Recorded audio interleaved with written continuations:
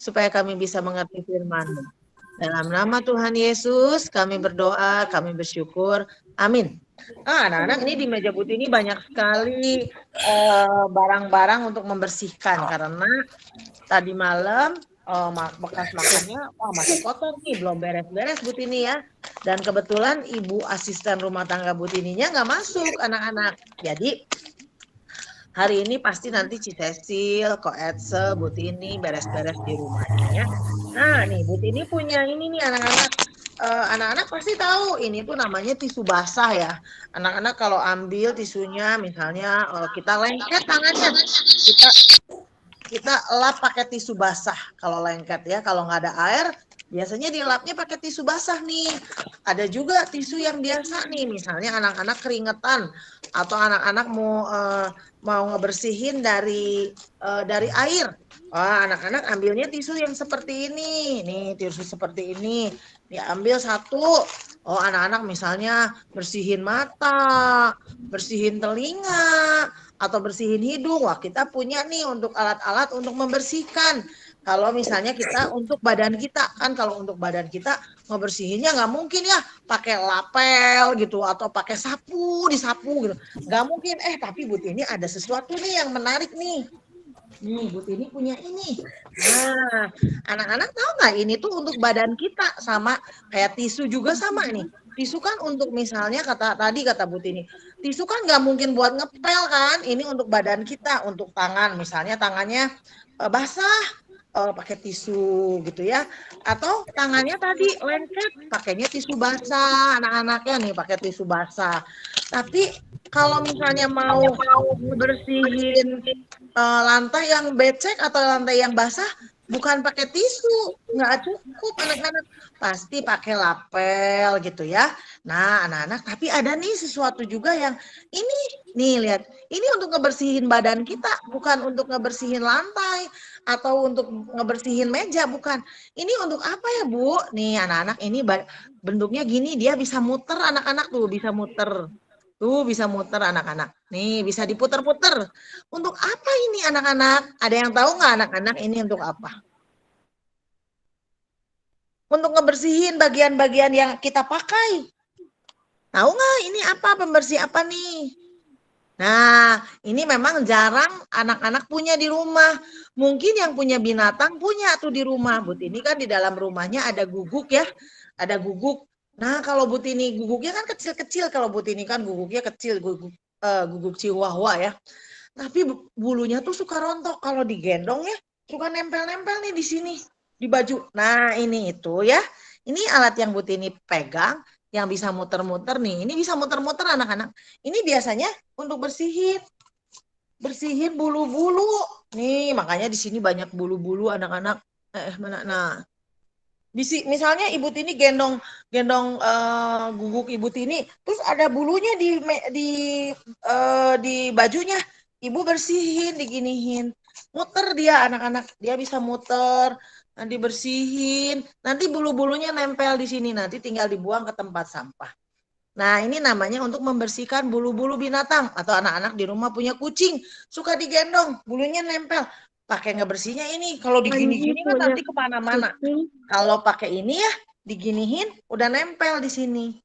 Ya, nah anak-anak, ini semua alat-alat untuk membersihkan badan kita. Kalau mandi pakai sabun, kalau untuk rambut pakai shampoo anak-anak. Ya kalau tadi, kalau tangannya pakai tisu basah, pakai tisu kering anak-anak. Tapi apa yang bisa membersihkan pikiran kita? Apa yang bisa membersihkan hati kita? Gimana ngebersihinnya pikiran kita? Bu, Miss ini memang pikiran itu suka kotor ya? Suka anak-anak misalnya ya, anak-anak suka marah-marah, itu berarti pikirannya dikotori. Anak-anak suka melawan orang tua, itu berarti pikirannya dan hatinya kotor anak-anak. Nah terus gimana caranya supaya pikirannya jadi bersih? Pakai apa? Gak bisa dielap pakai tisu anak-anak, mau tisu basah, tisu kering, mau roll untuk ngebersihin, gak bisa. Gimana ngebersihinnya di pikiran kita? Gimana ngebersihinnya di hati kita? Wah gimana dong ya, gak bisa dibersihin, gimana coba? Anak-anak Jangan takut. Ternyata ya ada yang bisa ngebersihin hati kita, yang ngebersihin pikiran kita, yang ngebersihin dosa-dosa kita, yang ngebersihin kelakuan kita atau tingkah laku yang jahat. Itu ada anak-anak yang ngebersihinnya. Bu Tini bacain dulu ya. Nih, Bu Tini bacain dari 1 Yohanes 1 ayat 7 ya. 1 Yohanes 1 ayat 7. Ibu Tini bacain dari Alkitab. Jadi yang ngasih taunya bukan Bu Tini loh, ini dari Alkitab. Dari Alkitab yang dikatakan apa sih yang bisa ngebersihin semua pikiran kotor kita, dosa-dosa kita, kesalahan kita, hati yang iri. Kita suka iri hati terhadap orang lain, hati yang memberontak, suka marah terus, pokoknya hatinya pengen marah terus. Nah, siapa yang bisa ngebersihin? Atau apa yang bisa ngebersihinnya? Kalau tadi kan ada tisu basah, ada roll. Tapi kalau hati yang kotor, kalau dosa, gimana cara ngebersihinnya? Pakai apa? Bu Tini baca dari Alkitab ya. Ini kata Alkitab. Bu Tini bacain dari 1 Yohanes 1 ayat 7b, ayat 7c. Dan darah Yesus anaknya itu menyucikan kita dari segala dosa. Ya.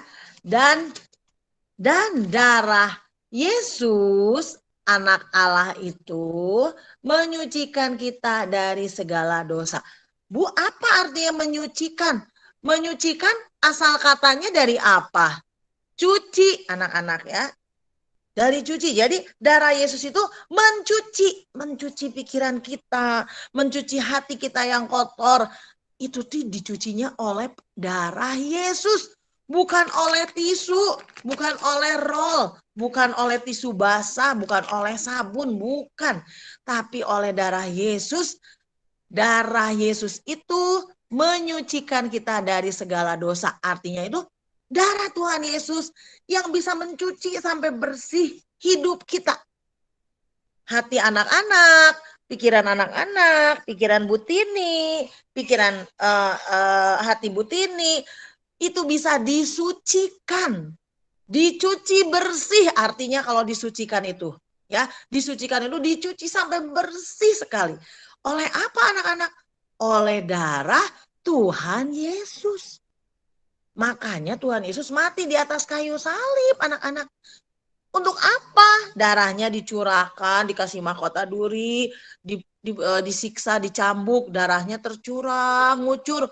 Untuk apa darahnya tercurah? Untuk mencuci dosa kita. Untuk mencuci pikiran kita yang jahat, hati kita yang kotor, yang suka iri, yang suka marah-marah. Tuhan sucikan dengan darahnya, anak-anak. Ya, jadi darah Yesus anaknya itu menyucikan kita dari segala dosa. Dosa itu semua hal-hal yang buruk dalam hidup kita disucikan, dicuci bersih oleh darah Tuhan Yesus. Ya, sekian anak-anak. Jadi ingat ya anak-anak, kita bersyukur karena Tuhan Yesus mau mencuci dosa kita, mau mencuci kotoran-kotoran yang ada di pikiran kita, yang ada di hati kita. Hanya oleh darah Tuhan Yesus. Makanya anak-anak harus terus percaya kepada Tuhan Yesus. Harus terus memegang iman kepada Tuhan Yesus. Tuhan Yesus, aku mau percaya, selalu percaya kepada Tuhan Yesus. Karena hanya Tuhan Yesus yang bisa menyucikan kita dari segala macam dosa dalam hidup kita. Hanya darah Tuhan Yesus. Begitu ya anak-anak ya. Jadi jangan lupa ya, tetap percaya kepada Tuhan Yesus sampai Tuhan Yesus memanggil kita, sampai Tuhan Yesus datang menjemput kita semua. Ya, terima kasih anak-anak. Mari kita berdoa bersama. Tuhan Yesus yang baik, terima kasih buat hari ini.